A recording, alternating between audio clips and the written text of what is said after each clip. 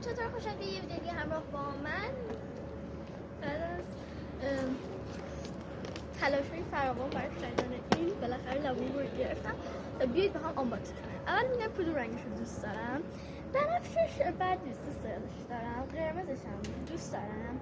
آبش هم سوسو، ولی سکرتش که در بیاد اصلا حرام میریزه. خب آنباکسش کنیم. بسیار اول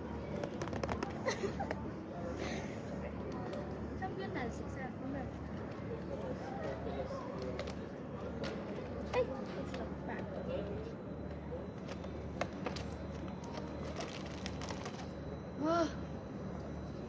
خب چه رنگی بیشتر دوست داری؟ گفتم دیگه. گفتی عوض.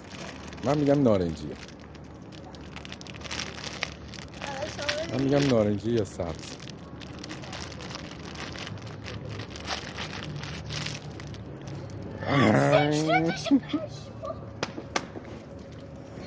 سکرتش اینه؟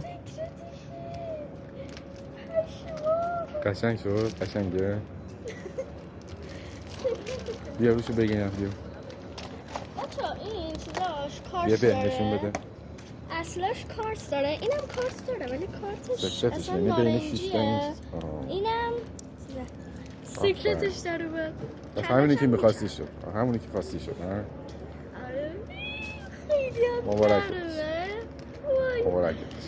خیلی خوبه. بچه بذار ببینیم اصلی رو بگه. 1 2 3 4 5 6 9 تا اندازه داره مثل اینکه اصلی فکر خب اصله بابا. مبارک بشه دیگه. بچه دوست مبارک راضیه؟ مبارک. خدافظ. خداحافظ.